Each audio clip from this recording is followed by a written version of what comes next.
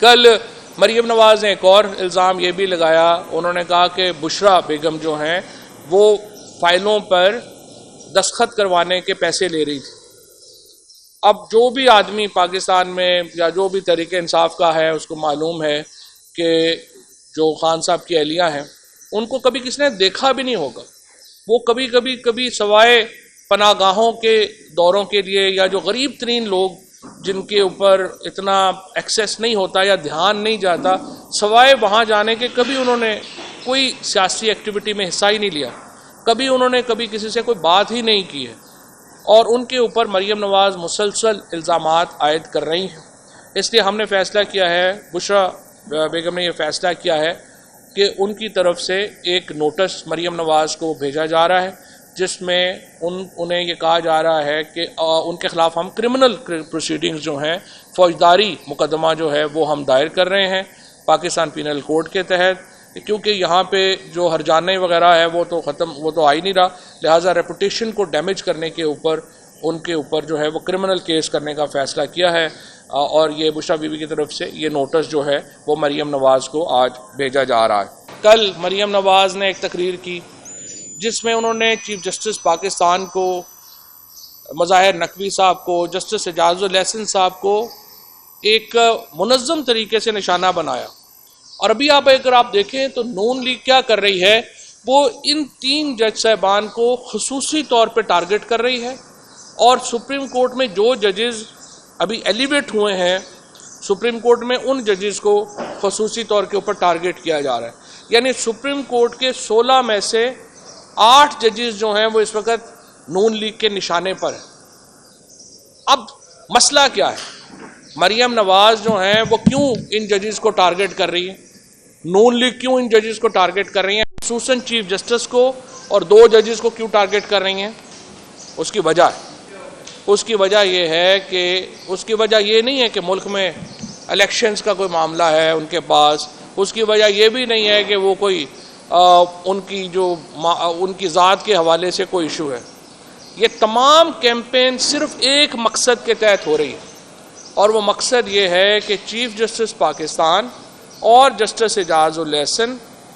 اور جسٹس منصور علی شاہ کا بینچ جو نیب کی امینڈمنٹس کی کیسز سن رہا ہے وہ بینچ ڈیزالو ہو جائے اور وہ اپنا فیصلہ نہ دے۔ وہ 1100 ارب روپے کا فائدہ جو شریف فیملی نے اور زرداری فیملی نے لیا ہے، جس کو ہم کہتے ہیں کہ NRO 2023 ہے، 2023 کا NRO ہے، اس کو بچانے کے لیے اس وقت سپریم کورٹ کو ٹارگٹ کیا جا رہا ہے، اور آپ دیکھتے ہیں مخصوص آڈیوز آ رہی ہیں، وہ ایک ہی میڈیا گروپ کے لوگوں کے ساتھ بن کے وہ آڈیوز آ جاتی ہیں اور پھر ان کو جو ہے وہ پھیلایا جاتا ہے، اور مریم نواز آن ریکارڈ ہے یہ کہنے کے اوپر کہ ان کے پاس ویڈیوز بھی ہیں۔ سو اس لیے ہمیں ویڈیوز کے لیے بھی تیار رہنا چاہیے کہ ججز کی ویڈیوز بھی وہ مریم نواز لا سکتی ہیں، کیونکہ اس وقت یہ جو کیس ہے یہ وہ طوطا ہے جس میں مریم نواز کی، نواز شریف کی، حسن نواز کی، حسین نواز کی، اینڈ شہباز شریف فیملی کی اور زرداری فیملی کی جان پھنسی ہوئی ہے۔ اگر سپریم کورٹ نے نیب کی امینڈمنٹس کو کالا دے دیا اور وہ سارے مقدمے بحال ہو گئے جن کے ذریعے 1100 ارب روپیہ ریاست پاکستان کا ان 3 خاندانوں میں بانٹ دیا گیا، اس کے نتیجے میں جو رجیم چینج کا پورے آپریشن میں ان کا انٹرسٹ ختم ہو جاتا ہے، ان کی دلچسپی ختم ہو جاتی ہے جس کے لیے یہ حکومت میں آئے۔ اسی لیے مین فوکس کیا جا رہا ہے ان جج صاحبان کو۔ میں ان جج صاحبان کو بھی یہ بتانا چاہتا ہوں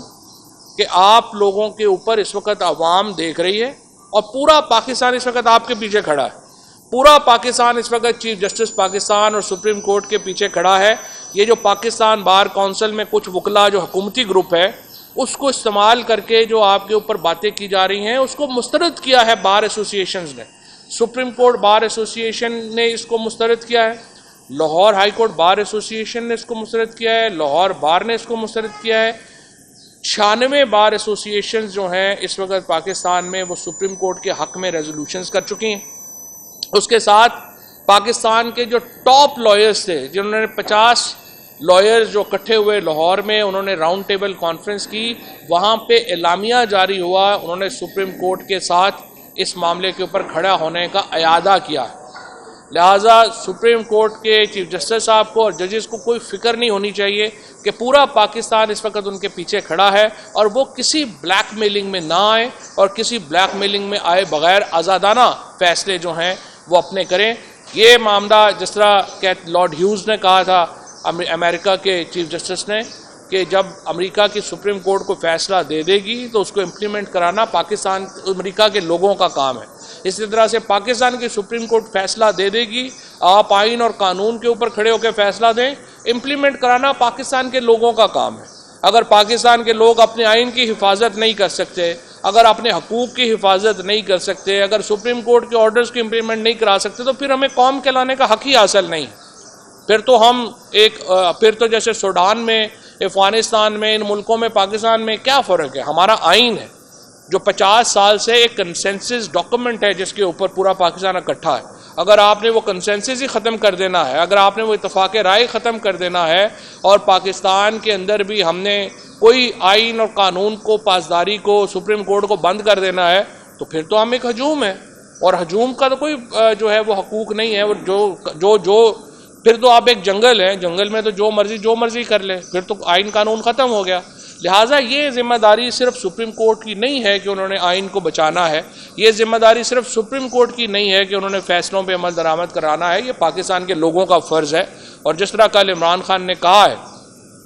کہ اگر آئین نہیں رہتا اور سپریم کورٹ کے احکامات کے اوپر عمل درآمد نہیں ہوتا تو پھر سڑکیں فیصلہ کریں گی، گلیاں فیصلہ کریں گی کہ پاکستان کا مستقبل کیا ہوگا. کیونکہ اگر سڑک اور گلی کے اوپر پاکستان کے لوگ نہیں نکل سکتے اپنے حقوق کی حفاظت کے لیے، اگر پاکستان کے آئین کو ختم کر دیا جاتا ہے اور پاکستان کے لوگ گھروں میں بیٹھے رہتے ہیں، اگر سپریم کورٹ کو بند کر دیا جاتا ہے اور پاکستان کے لوگ گھروں میں بیٹھے رہتے ہیں، پھر ہمارا حق ہی نہیں ہے کہ ہم کسی حقوق کے لیے اپنی بات کریں. اور ظاہر ہے کہ پاکستان کے لوگوں کو اپنے حقوق کے لیے خود باہر نکلنا ہوگا. اور انشاءاللہ ہم نے 1 سال سے اس تحریک کو ہر طریقے سے لیڈ کیا ہے اور ہم اس تحریک کو آگے بھی لیڈ جو ہے وہ کریں گے. مریم نواز کی اور آج بھی ان کی جو تمام کوششیں ہیں جس میں انہوں نے کہا کہ جی یہ سپریم کورٹ سے فلانا جج جو ہے وہ بینچ سے ہٹ جائے، تو سپریم کورٹ تو آدھی سپریم کورٹ کے اوپر پھر ریفرنسز ہیں، تو سپریم کورٹ کے وہ سارے جج جن کے اوپر ریفرنسز ہیں وہ ہٹ جائیں گے تو سپریم کورٹ تو بند ہو جائے گی، اور یہی آپ چاہتے ہیں. لہٰذا سپریم کورٹ نے آج بالکل درست فیصلہ کیا ہے. جو بینچ بنانا اختیار ہے چیف جسٹس پاکستان کا، وہ اپنے مطابق چلیں، اور پورا پاکستان ان کو دیکھ رہا ہے. مرضی کے بینچ بنوانے کا شوق پرانا ہے، یہ رفیق تارڑ کے زمانے سے بینچ بنوانا اور پھر ملک قیوم کے زمانے سے بینچ بنوانا، اس حکومت کے میں شامل جو شہباز شریف ہیں اور کمپنی ہے ان کا پرانا یہ رواج ہے کہ وہ بینچ بنواتے ہیں اور باتیں کرتے ہیں کہ کیا ہوگا کیا ہو گیا. میں دیکھ رہا تھا کہ شوکت صدیقی صاحب کی کل انٹرویو چلا تھا. میرا ذاتی طور پہ ویسے شوکت صدیقی صاحب کے لیے احترام ہے، اس لیے میں ان کے اوپر کوئی بات نہیں کرتا، لیکن ایشو یہ ہے کہ شوکت صدیقی صاحب تو جو پیناما کی بات کر رہے تھے، پیناما کی ایویڈنس جو ہے وہ تو آپ کے سامنے لندن میں کھڑی ہے، اتنی بڑی بڑی جو ایون فیلڈ اپارٹمنٹس کی بلڈنگیں ہیں وہی پیناما ہے نا، اور کیا پیناما ہے. نواز شریف اسی میں ان کو سزا ہوئی ہے پیناما میں. تو جو آج کل ہو رہا ہے اور وہ جو ججز کے ساتھ اور فکسیشن میں ہو رہی ہیں اور جس طریقے سے یہاں پہ دباؤ ڈالا جا رہا ہے انویسٹیگیشن کے اوپر، وہ تو کچھ بھی نہیں ہے جو وہ بات کر رہے تھے. بہرحال